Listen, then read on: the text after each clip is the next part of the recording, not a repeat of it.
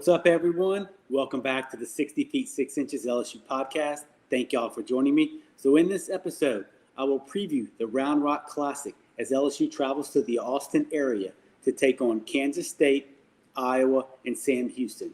I will give you my 3 keys for the weekend, the Get Right, Stay Right list, and finally, the SEC rundown as I give you a couple of key SEC non-conference matchups that I'll be paying attention to.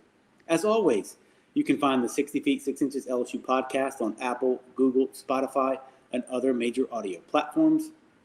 If you're viewing this on the 60 Feet 6 Inches LSU YouTube channel, please make sure to subscribe so that you don't miss out on any of the content throughout the season. On Twitter, the account is at 60FT6IN LSU Pod. Make sure to follow me, hit that notifications bell as well. If you missed the last episode, I reviewed the 18-4 LSU victory over Southern on Tuesday.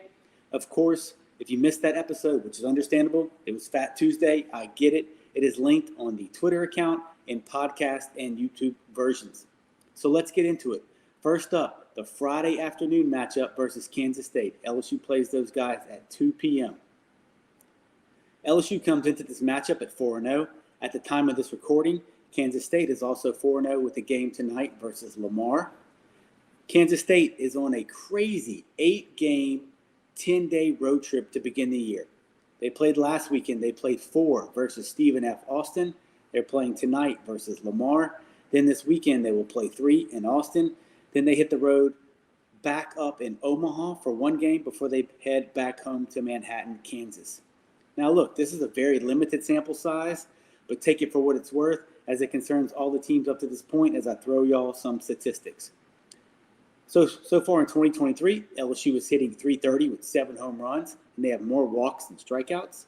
The pitching staff for the Tigers has a 2.38 team ERA, only allowing opponents to hit .152, and they have issued 11 walks to 46 Ks. So phenomenal job by those pitchers early in the year. As far as fielding, it's perfect. The Tigers have not committed an error through 4 games in this very young season. When you look at Kansas State, they're hitting .289 as a team with 10 home runs already as they put up a bunch of runs versus Stephen F. Austin this past weekend. The pitching staff, they have a 5.0 team ERA. They have thrown 36 innings pitched. They have given up 41 hits, which is a lot, and that's good for a .301 batting average against. When you look at the fielding by the Wildcats, they're not off to a great start. They have 6 errors in 4 games, which comes out to a .961 fielding percentage. Now, if you take a look back in 2022, Kansas State went 29-29 and 8-16 in Big 12 play. They hit .277 as a team, which was good for 5th out of the 9 teams in the conference. They did hit 84 home runs, though, which was good for 3rd. Besides that, they were a very average hitting team, ranking in the middle categories anywhere from 6 to 9 in most of those categories. Pitching, they had a very high team ERA of 5.84, which was good for 7th out of 9 teams in the conference, so 2nd to last. They led the conference in walks issued, and then once again, they were middle of the road in terms of the rest of the pitching stats. Fielding, they were the worst team in the Big 12. They led the conference in errors, and their fielding percentage was dead last. So very average hitting team, not a great pitching staff, and they couldn't field the ball, which led them to have a 8-16 record in Big 12 play. For 2023, Kansas State is predicted to finish 7th in the Big 12. In terms of all-conference selections, they have a unanimous preseason all-conference Big 12 selection in shortstop Nick Goodwin. I'm just going to do this for all these teams. Since it is 3 different teams, I'll just highlight 3 or 4 hitters that you should watch out for and who I think will pitch against the Tigers on that specific day. So when we look at the Kansas State hitters, 3 returners that hit at the top of the order, and they've gotten off to a really good start in 2023. So these guys are going to hit 3, 4, and 5, somewhere in the middle of that order. As I mentioned, the preseason Big 12 selection, shortstop Nick Goodwin. Last year, he hit 11 home runs, and he led the team with 48 RBIs. In 2023, in 4 games, he's off to a great start. He's hitting .313 with 1 bomb and 5 RBIs. Kalen Culpepper, he hit .283 with 5 home runs in 2022. And so far in 4 games this year, he already has 2 home runs and 10 RBIs. So he's off to a flying start for Culpepper, and he's hitting .333 in this young season. outfielder Cole Johnson. He hit .292 with 7 home runs in 2022. And once again, to start this season, he's hit 3 home runs and 11 RBIs. So that's a massive start for that young man.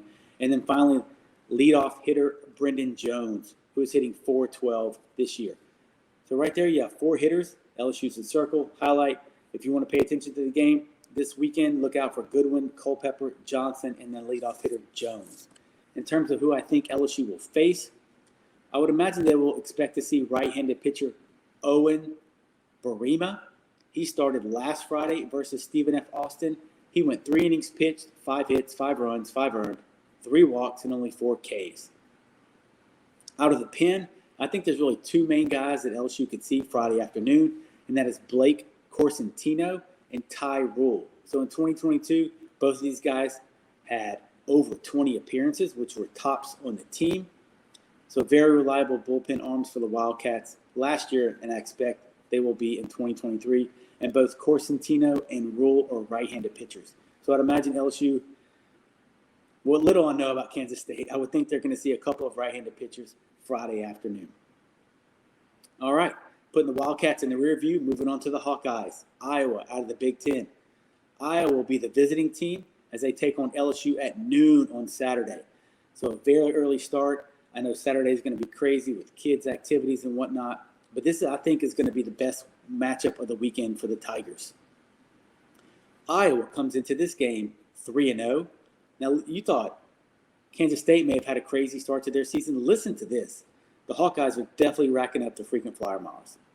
They started the season in South Florida at the Snowbird Classic, where they went 3-0. So they played Indiana State and Quinnipiac. You may have heard of them from March Madness or those political polls. Yes, they have a baseball team. I can't imagine they're very good. It's Iowa swept through that tournament very easily. So after South Florida, Iowa headed back to Iowa City. Now they travel to Austin this weekend. After Austin, they head back home. Then they travel to Mobile to play in a little bit of a tournament where they'll actually face Southern, South Alabama, and another team. Then they will travel back to Iowa City and take another trip to the state of Texas as they head out to Lubbock to face Texas Tech for a 3-game set. So just trying to find a way to get out of the cold up there in Iowa City for the Hawkeyes. In terms of the Big Ten predictions this year for Iowa, they are picked to finish 3rd in the conference this year. They have a couple of all-conference selections. The first one is Big Ten Freshman of the Year from 2022, Keaton Anthony. He pitches a little bit, but he is mainly a hitter. And he is also a preseason second-team All-American. The predicted pitcher for Saturday that LSU will face is right-handed pitcher Brody Breck. He is a preseason third-team All-American for the Hawkeyes. Also, right-handed pitcher Will Christopherson is a preseason All-Big Ten selection as well. So Keaton Anthony, the hitter, Brody Breck, the pitcher, and then a reliever, Will Christopherson, are getting a lot of recognition for Iowa in 2023. Now, going back to 2022, Iowa had a very good year. They went 36-19 on the year. They went 17-7 in Big Ten Conference play, which actually tied them for second. Now, in Big Ten Conference play, I do want to remind you there's actually 13 teams that have a baseball program. So second out of 13. As a team, they hit .277, which was good for 8th best in the conference. And we look at the rest of their hitting statistics, they were very average, middle-of-the-pack team, anywhere from 6 to 8 in all those categories. Hits, doubles, runs, all those things, runs scored.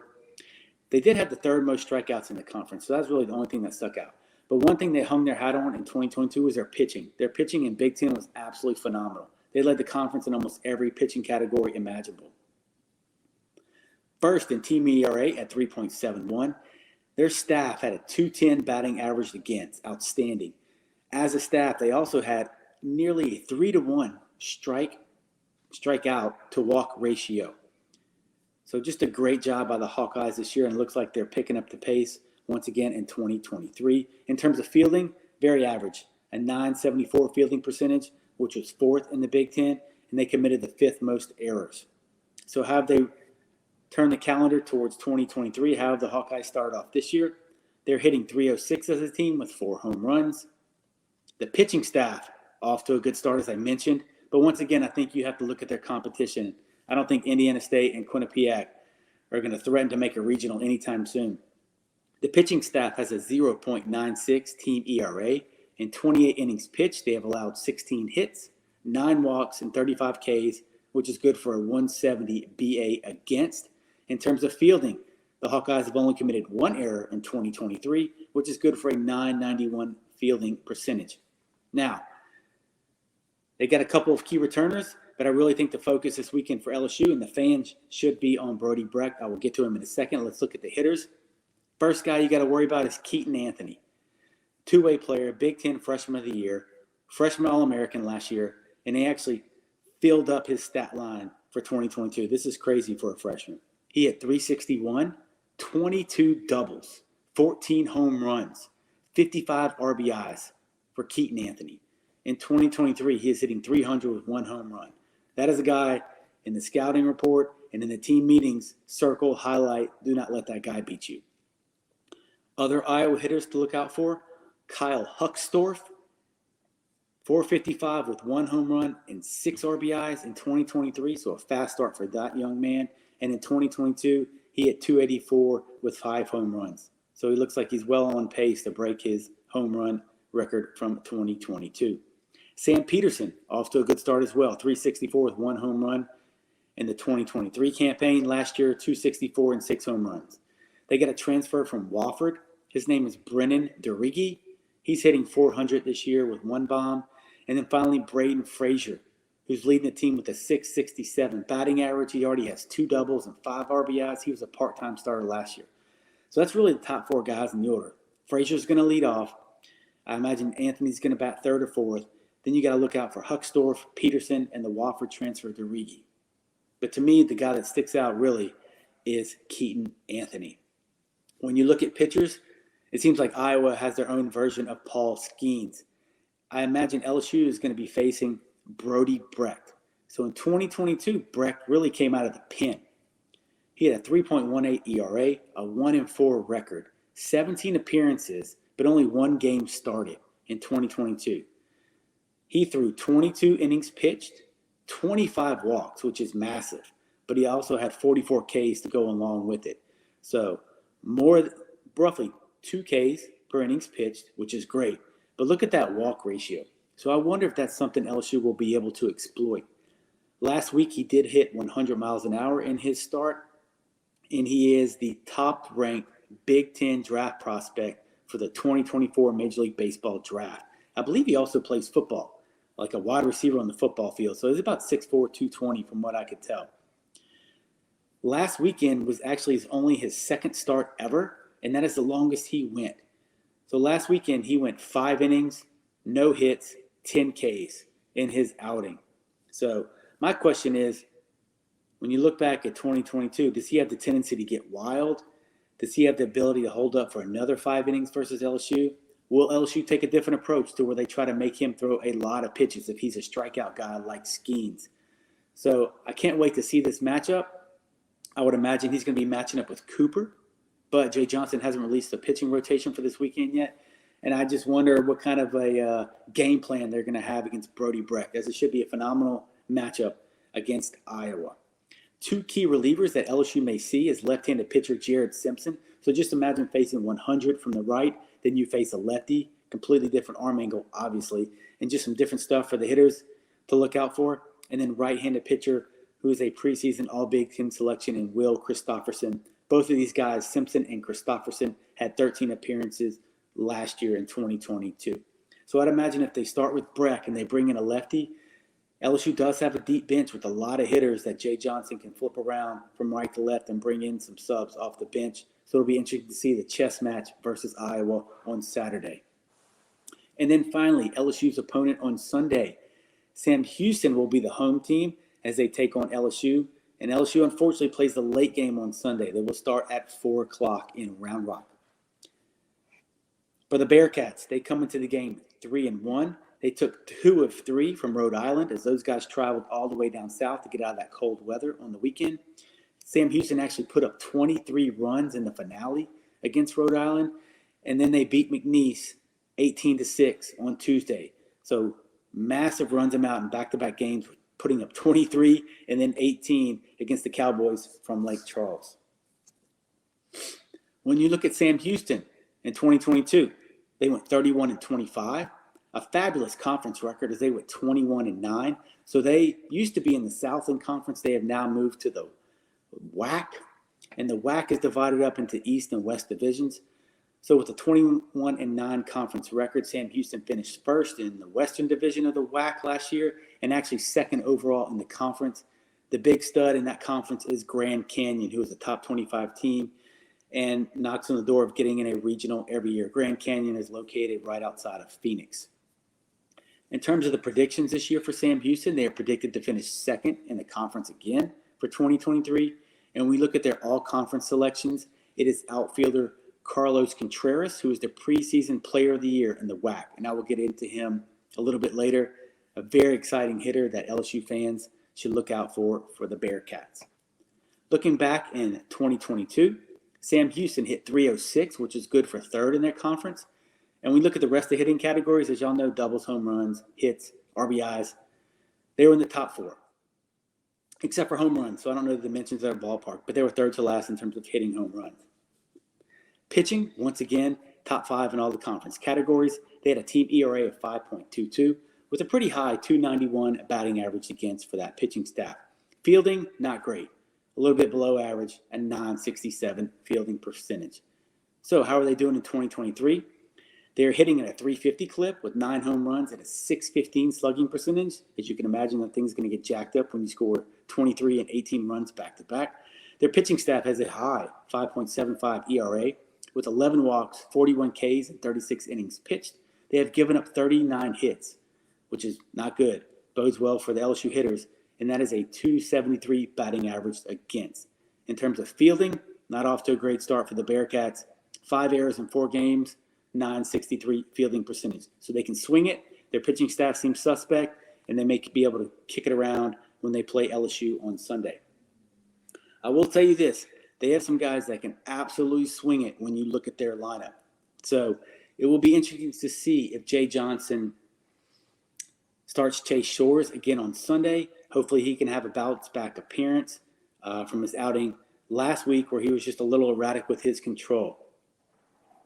But their hitters, look, it begins and ends with the preseason player of the year and outfielder Carlos Contreras. Now, look, he didn't start the 3-game series that they played against Rhode Island, but he did play against McNeese. So I don't know if he was nursing an injury. I tried to look for some articles. I couldn't find any information on it.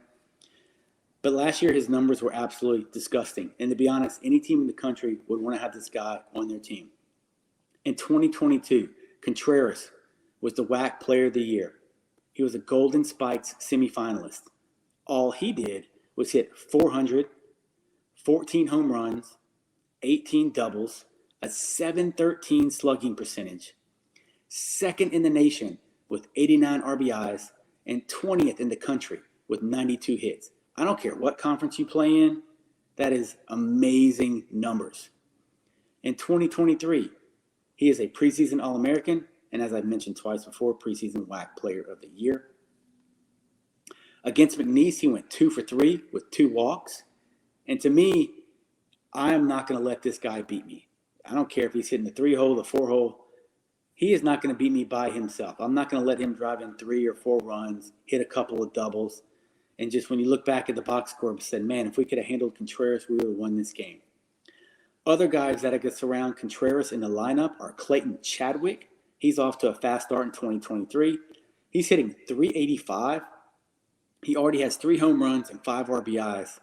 And he only hit 3 home runs in 2022. So a heck of an offseason program for that young man. So he's already matched his home run total. So Chadwick is off to a flying start. They also have Walker Janik, who's hitting .385 with 2 home runs and 5 RBIs. In 2022, he hit .308 with 7 home runs and 33 RBIs. So once again, Janik, I would imagine in a couple weeks, has the potential to match his home run total from 2022 as well. So you see a lot of pop in the Sam Houston lineup. Lane Brewster, once again, he's hitting .313 with 3 home runs already and 9 RBIs, and he only hit 1 home run last year. That's a hell of a weight program they got down there in Bearcat territory. And then finally, Easton Lloyd, who's hitting .400 with 8 RBIs. So as you can see, you've got Contreras, Clayton Chadwick, Walter Janik, Lane Brewster, and Easton Lloyd. I doubt you're going to remember these names, but don't be surprised if on Sunday this thing turns out to be 11-5, 10-7, 8-4, some type of game to where there's balls flying all over the park because these guys can swing it. In terms of pitchers, this is just a shot in the dark. I think LSU is going to face right-handed pitcher Logan Hewitt. Last weekend, he went 6 innings pitched, 4 hits, 2 runs, 2 earned, 1 walk, and 6 Ks. In 2022, Logan Hewitt was 3-2 with a 5.85 ERA in 19 appearances and only 2 games started for Mr. Hewitt. 40 innings pitched and 56 hits, which is not great. That's good for a .322 batting average against. So it'll be interesting to see who LSU rolls out on Sunday and then who Sam Houston counters with as well. So what are my 3 keys to the weekend for the Tigers? 1, starting pitching. I think this is going to be the key on Saturday and Sunday with who I predict Cooper is going to go up against Breck from Iowa. And I look for Chase Shores to pinch on Sunday and bounce back and have a better outing against a very potent Sam Houston lineup. I look for the starters to get into and hopefully through the 5th inning, possibly start the 6th, and hopefully save that bullpen from long outings. Even though there's plenty of arms and there's a lot of depth down there, I would hate to see those guys taxed on back-to-back days because I think Skeens is going to deal on Friday and he's going to handle his business against Kansas State. My second key to the weekend, timely hitting. LSU must continue to do a great job of hitting with runners in scoring position. So far in 2023, LSU is 15 out of 42 ABs, which is good for a .357 average with runners in scoring position. And look, if you want to impress your friends, your family, other LSU baseball fanatics that you know, here is a gold-plated money stat of the weekend. LSU is 12 of 13 hitting with a runner on third with less than 2 outs. Just an amazing job by the Tigers. Great job by Jay Johnson and his staff getting those guys to focus that when they have a runner on third, less than 2 outs, however they get him in, their job is to drive him in, bottom line. A ground ball to shortstop, a sac fly, the bases are loaded, a hit by pitch, draw a walk, whatever it takes. Those guys have gotten a hit 12 out of 13 times when that situation has occurred. That's your gold-plated money stat for the Round Rock weekend. Now, timely hitting is always important, but I feel the game versus Iowa is going to be very close and possibly a 1 or 2 run game, so the little things are really going to matter. I also won't be surprised if Sunday, as I told y'all previously, turns into a bit of a shootout. Therefore, taking advantage of every scoring opportunity is going to be important as well. The third key to the weekend, for me, is the bottom of the order. I think 1 through 6 are going to do their job. There's plenty of pop-up there, plenty of experience. But to me, I'm really focused on 7 through 9. So we've seen different combinations of people at the bottom of the order, and the most likely candidates are Neal, Thompson, Napolt, or you may even see Paxton Kling down there as well. It's important for these guys to do the little things, as we've talked about. Move runners, hit sac flies, sac bunt if they need to, take a 3-2 walk. Anything they can do to roll the lineup over and get guys like Cruz, Jobert, Morgan, Jones, Dugas, wherever he's slotted, more ABs. And once again, if these games are very tight, I think the bottom of the order is going to play a key role in that. So once again, the 3 keys to the weekend: starting pitching, timely hitting, in the bottom of the order, specifically 7 through 9. All right, let's do it. Here we go. The get right, stay right list for the Round Rock weekend. All right, baby. Get right. Now it's early, but my guy, Ben Napolt, he's had a rough one. He's 0 for 10 so far this season, but he's absolutely stinging the ball and had bad luck. He's hitting a lot of atom balls right at people where they don't have to move in the outfield. He's a veteran player, and the balls are going to drop eventually, but I would love to see him break out and have a little bit of a good run this weekend and see him get back on track.